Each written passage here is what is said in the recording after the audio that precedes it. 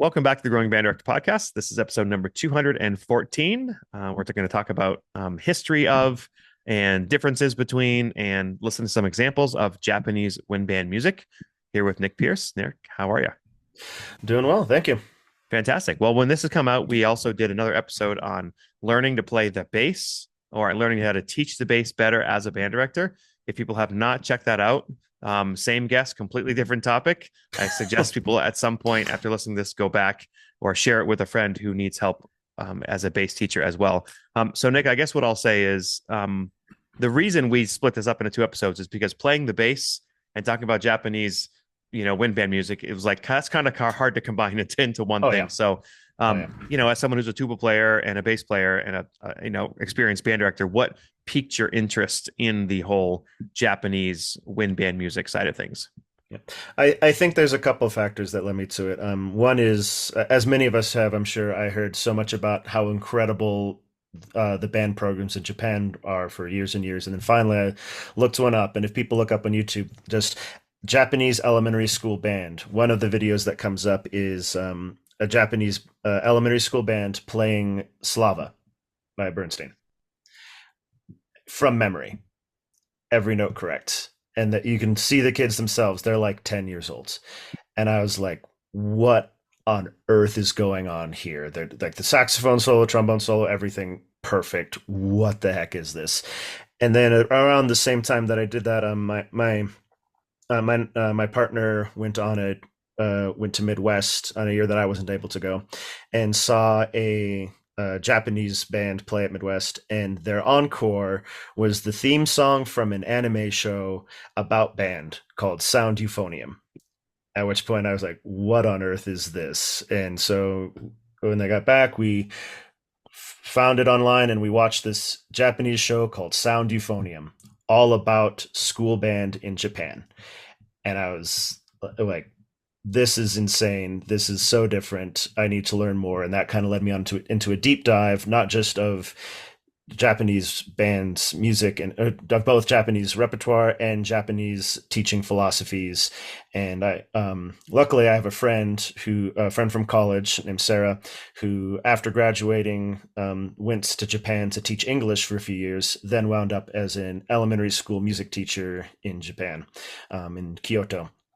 And I was able to reach out to her online and say, "Hey, I watched this show. Is this real? Is this accurate?" And her response was, "Yes, this is completely accurate. And here's more information." And that led me onto this now years-long deep dive into this whole other side of the wind band world. We will get right back to our content, but I wanted to thank you for being such an amazing band director, that you're taking your time and listening to a band director podcast. There's many options out there, and I appreciate you very much taking in this content. I hope that you understand that your students are very lucky to have you as their band director, that you're continuing to grow, and that they are going to benefit from your improved skills as a band director.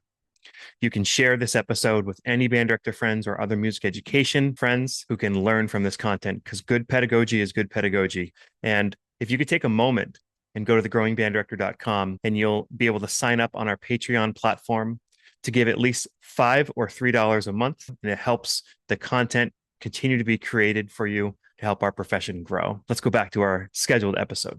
So you mentioned the teaching philosophies there. So what is the teaching philosophy and how's it different from here? Yeah, well, I think the biggest difference is that band in Japan is not a class, it's a club. It's all extracurricular, with the exception of some schools that are English language immersion schools, schools specifically for like the children of American diplomats, things like that. But by and large, band is an extracurricular activity, and it's a club. But in Japan, their approach to clubs is very different than what it is in America and in the West. Every club is treated with the same seriousness and support and intensity that an American school's football team is, with the same level of commitment from the students, where they go to club meeting slash rehearsal after school every day for multiple hours. They have sectionals where the older students or the senpai teach the younger students to get them up to speed. And then the director might be supervising the sectionals. And then conducts the last part of the rehearsal, or the rehearsal flow might change as they get closer and closer to the competitions, which are a very big deal and a big part of the band culture in Japan is the competitions where schools from different cities, different prefectures compete against each other and advance until they advance through different levels of their competitive season. And that anime I mentioned, Sound Euphonium, is actually about that system. As these kids go, oh, we didn't advance at all last year. Let's see if we can make it to the national competition this year. And again, I reference my friend. Like, is this actually what it's like in Japan? This can't be true. And like, nope, this is exactly right. So from my understanding, and please correct me if I'm wrong, because I could be wrong on this, that in our traditional American education, we think of like a shallow pool that we basically try to hit as much as possible with a little bit of depth, and then people can kind of choose as they get older to be deeper in certain areas. Where in Asian cultures, they will specialize sooner, and they will Mhm. spend more time on less things. Yep. It's it is my understanding is that is correct, where you commit to a club, whether you're committed to the band club, or you're committed to baseball club, or committed to whatever other activity you were into, and that becomes just what you do after school for the rest of high school. And there's kids who leave that to like there are kids who switch clubs, switch activities, or kids who are like, oh, I have to prepare for college, I need to focus more on my academics. But that is by and large that is correct. And as before we get too much further into this, I do want to acknowledge I am not Japanese. Anyone watching the video podcast can probably see that immediately. Um, um, and I don't know everything about this topic by any stretch of the imagination, but my honest hope is that as I talk about this a bit, someone who knows more than me hear this and says, "Oh, that's an okay start. Let's go further." And maybe a director from Japan wants to step in and contact you, Kyle, and say, "Here's even more information," and or Kyle, Nick got everything wrong. Here's the actual story. I would love that. People are welcome to reach out to me at any point. I would love to hear that. At some point, we're going to listen to some music too. And so, can you talk about the two companies we talked about that basically do most of the wind band music for Yep. Japanese music? Yep. There are quite a few Japanese publishers out there, but um, for Western band directors trying to access this music, the best place to look is going to be Bravo Music, which is I believe the word would be a subsidiary of Brain Music. Brain Music is a Japanese music publisher slash distributor, and Bravo Music is their American storefront, so to speak. So if you go to Bravo Music, good news, the text is in English, so you'll be able. So most of us will have an easy enough time reading it, and there's a wealth of music that you can access there. My good friend Trent Austin started Austin Custom Brass so many years ago. You can call them at 816-410-0826. They ship all over the world. They have a shop in Kansas City, Missouri, and they really are an amazing sponsor of this podcast. They do trumpets, trombones, euphoniums, tubas, mouthpieces, and more, all the way from the beginner to the professional. Austin Custom Brass has worked with thousands of brass players from around the world. You can check them out on www.austincustombrass.biz. Whether you're a student, a band director, a parent, or a player, Austin Custom Brass is your place to go for all your brass playing needs. Austin Custom Brass works with band programs from all over the country. They can provide a bid to you today. They can work within your school's budget, and they accept POs. Call their team today at 816-410-0826. Austin Custom Brass is an amazing resource for brass players and great humans, great people. You'll love working with them. Give them a call. Excelsior Music Publishing is proud to sponsor the Growing Band Director podcast with a roster of imaginative composers, including composers who have been featured on this podcast, such as Carol Britton Chambers, Laura Estes, and Tyler Arcari. Excelsior Music Publishing provides new music for concert band, jazz ensemble, solo and ensemble, as well as books and resources for all levels and occasions, including a large and festive selection of music for your fall, holiday, and Christmas concerts. Find your perfect next piece at excelsiamusic.com. That's EXCELCIA music.com. I wanted to mention one other cultural difference in the schools that I know about, and again, I know less than you, is that those schools don't have janitors. the students are responsible for upkeep of the entire school. And I've often thought that if we could make that culture shift in any schools in America, that would improve so many things, what the Mm-hmm. kids learn and how they treat the school. Yep, that is a big difference, and that is correct. The students are in charge of the maintenance and cleaning of the school, and not just at the high school level. My friend I mentioned earlier taught from everything from like a kindergarten or preschool setting. The naming systems are different. So kindergarten is a 3-year process, if I remember correctly, in Japan, but it also encompasses both preschool and first grade. And when she taught in a that sort of setting, even there, you'd have these kindergartners pushing brooms and mops through the halls at the end of the school day and cleaning things up. Um, so it's ingrained early on. Other things that are ingrained early on are and it's just such a different place. She told me that every day when the kids would arrive at her school, again, very young elementary schools, they'd pull out this card, hold it out to the teacher to get a stamp for their attendance. And she realized after a few months teaching, there's like, oh, this is training them to clock in at the start of the workday when they become office workers in their 20s and 30s. Which there's a lot to be said about that. Too much for a podcast about band Hmm. directing, I think. That's awesome. Could we talk a little bit about the history of how wind band music started in Japan? Yep. I was we yep. It starts way earlier than you'd have thought. I did a project related to this in when I was in grad school. The first bands in Japan date back to the 1800s, where band officers from the English military and the French military were stationed in Japan, in Yokohama. And the first official band in Japan was, again, a military band formed in 1869, led by an English officer on loan from England. And then the official Japanese Navy band was made an official unit in 1871. Its initial instrumentation actually was that of a British brass band, plus a clarinet section, including both an E flat and bass clarinets, and one piccolo. And that was the That's initial. enough. That's enough. One piccolo, one E flat clarinet. That's more than enough. Yeah.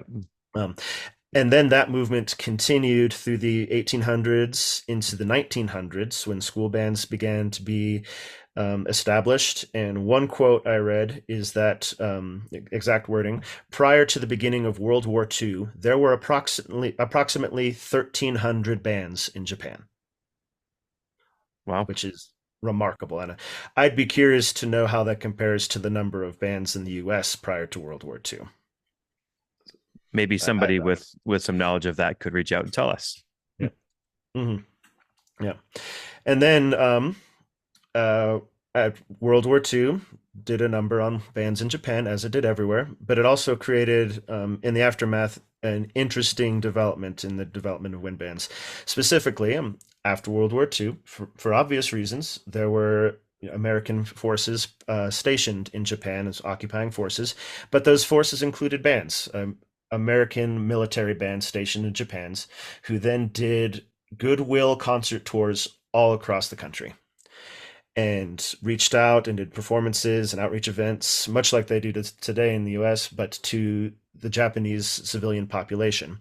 And that really built the interest in bands, in the wind band in Japan, to the point where by the 1950s, new bands were being formed in Japan, specifically a university band at the University of Tokyo, which performed in 1951, a program of mostly orchestral transcriptions. In 1960 was the first performance of a band called the Osaka City Concert Band, which performed on that first concert the Japanese premiere of the Hindemith Symphony in B flat. And that set the stage, along with one other interesting event, which isn't spelled out in what I've read, but it's strongly implied, which is that when the American forces left left Japan, they left many of their instruments behind. And it just so happens that shortly after that is when Yamaha really started to step up their game in terms of instrument manufacturing. So it's very likely that that Yamaha or people connected with Yamaha acquired those left behind American instruments and used those as models as they produced their instruments. Which is important because, as I mentioned, the Japanese competitions for school bands earlier, um, those started to take off in the 1950s and 1960s, partially sponsored by Yamaha. So I think that the relationship between those things is clear. Yamaha steps up their instrument manufacture using these American instruments as models, and then sponsors Japanese band competitions, which to this day are a flourishing part of the Japanese wind band community, which leads us to the repertoire side of it too, because after for the first few years of the competitions, most of the repertoire was orchestral transcriptions or what we even today call standard classic band works like Granger and Holst. But in the 1960s, a new rule was started, which every competition year, new works for specifically for the competitions would be commissioned by Japanese composers, which led directly into the now complete wealth of Japanese band repertoire we can all enjoy today.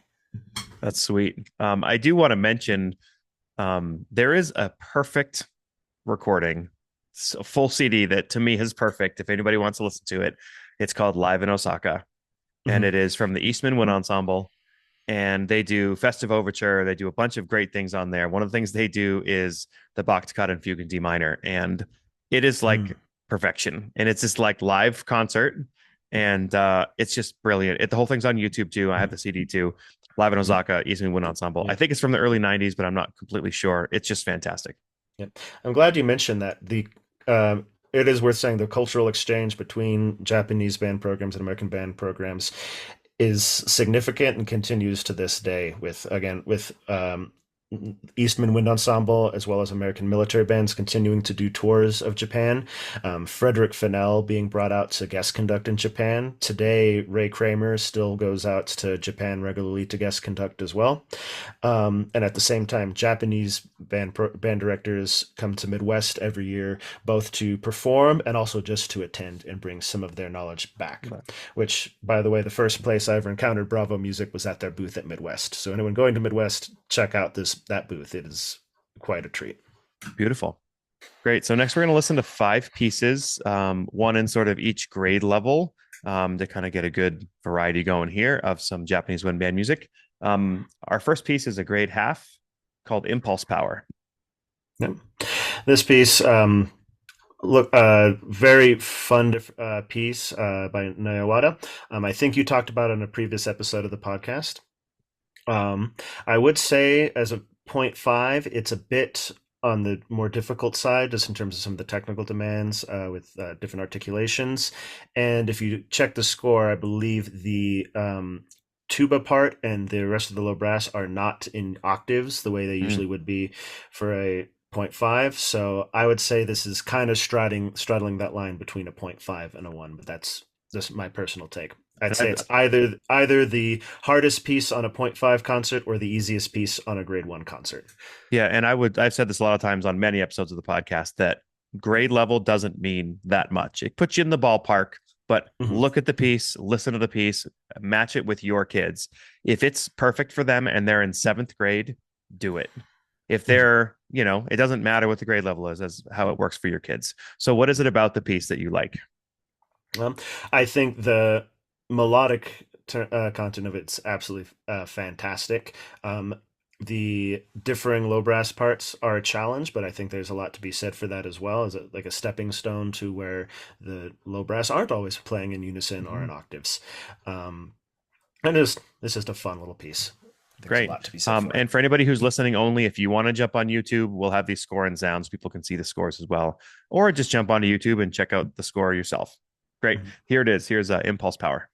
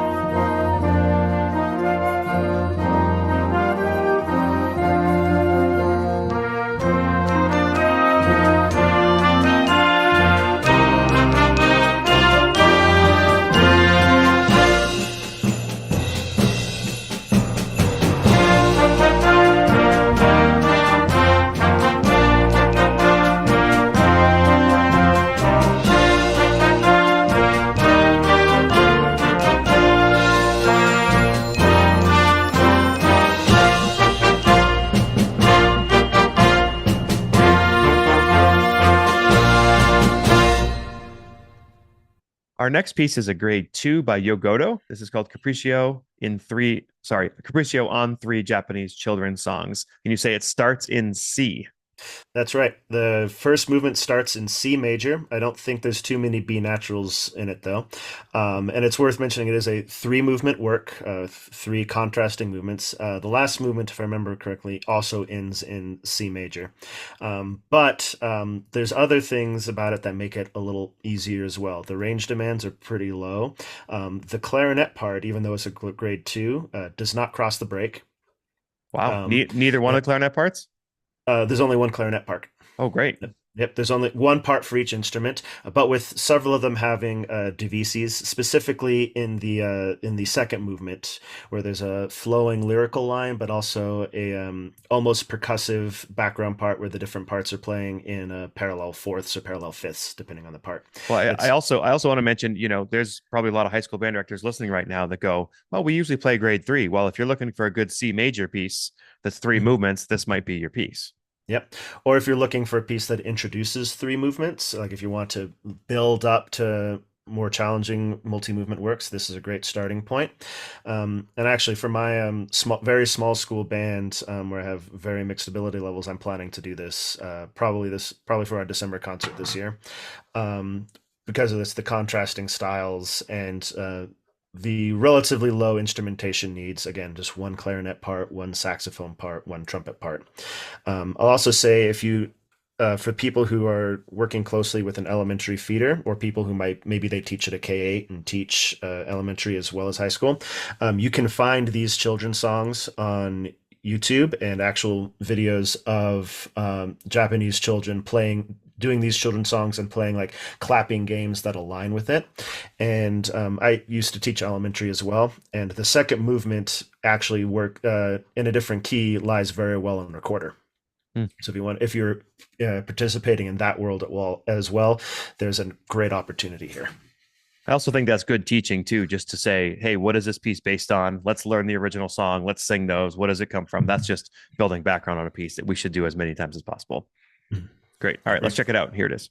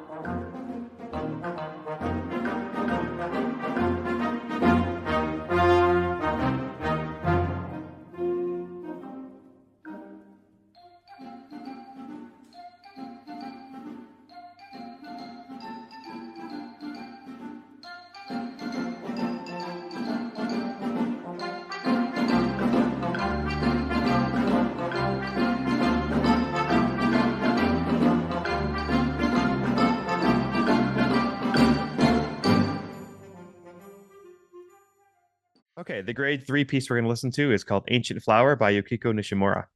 Yeah.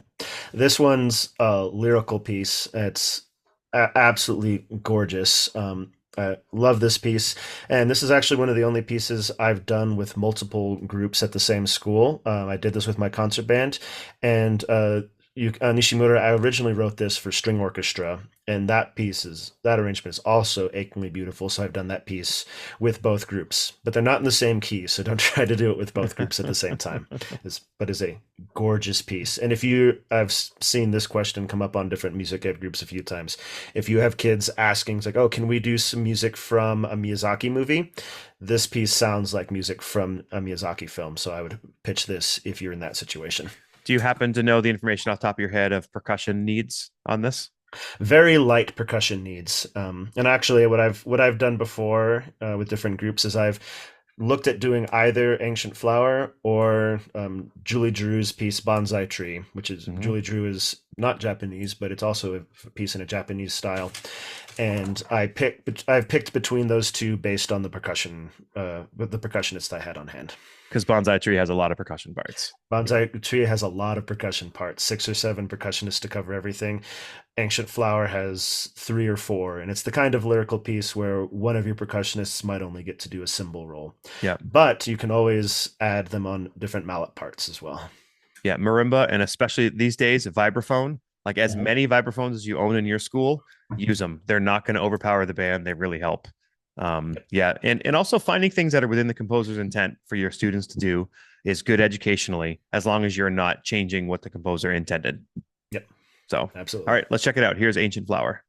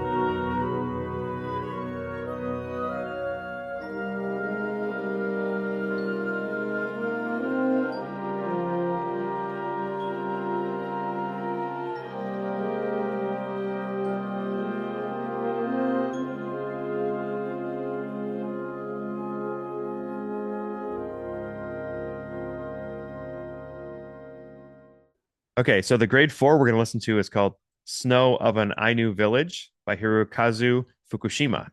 Yep. This piece actually is really interesting for a few reasons. First of all, the Ainu are the indigenous people of Japan. Many Japanese people are actually descended from settlers from China. The Ainu are one of the original indigenous tribes of Japan. And this piece is written for flex band. It's originally was commissioned for, I believe, a nonet, and then adapted for a flexible ensemble of at least 7 winds and 2 percussionists with a couple optional parts on top of that. And during COVID times, when we had very limited space and rehearsal time and number of people allowed in a single room, we actually did this piece with a small nonette. At my master's degree, where I was doing my master's, we did this piece because we had to be like 9 feet apart for all the band members, only allowed 30 to be in the rehearsal room for 30 minutes at a time, all these restrictions. And this piece worked out very well for that setting. It's a absolutely wonderful, flexible piece of music. And by the way, for people who are at smaller programs, there's a lot of flexible ensemble music available from Bravo Music and from other Japanese distributors, because Japan is going through a fairly well publicized population decline. So more and more programs there are needing to use flexible music. So there's a wealth of resources there if you're in that position, like I have been before. Yeah. All right. I've been there too. Let's listen to it.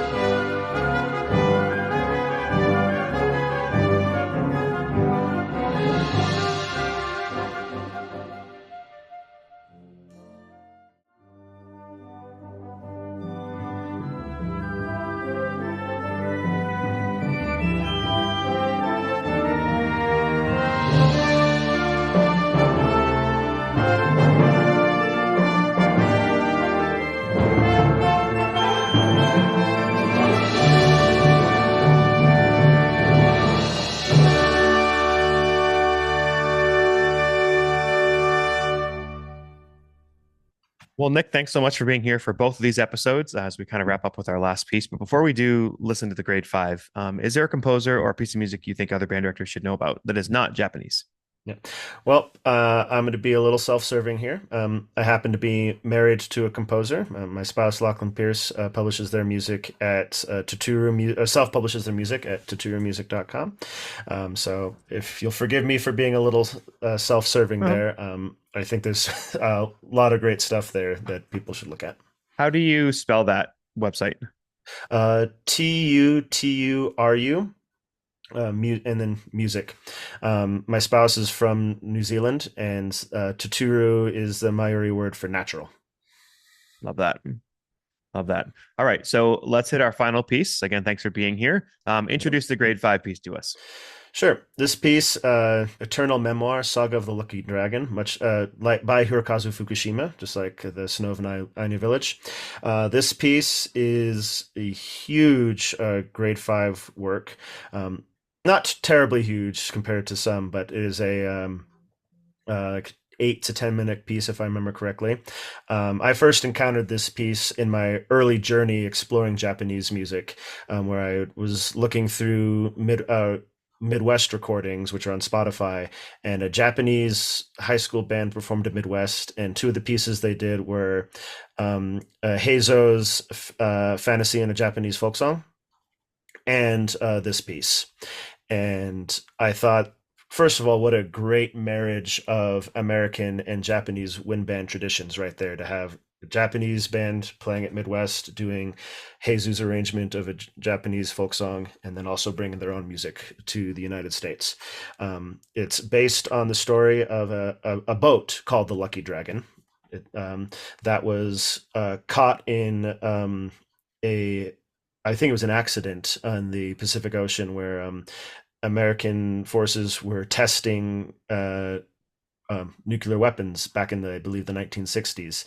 And by freak accident, this ship was caught in some of the radiation. And the paintings that were made to commemorate that were the inspiration for this piece. Hence why it's called Eternal Memoir, Saga of the Lucky Dragon. Beautiful. Thanks again for being here, Nick. Let's listen to the piece. Thank you.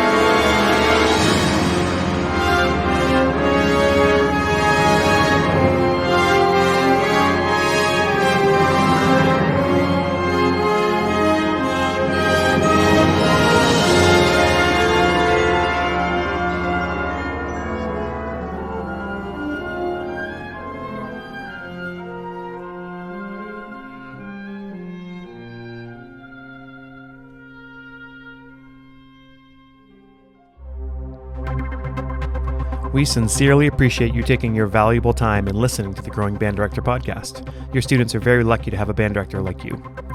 If you have any suggestions for episode topics or think you have an area of expertise to share on a show with us, please reach out. If you enjoyed this episode, don't forget to subscribe. And if you want to help spread the word, please give us a 5-star review and tell your band director friends to subscribe as well. We're available on Apple Podcasts, Spotify, our YouTube channel, and wherever you listen to podcasts. Thanks for listening to The Growing Band Director. See you next week.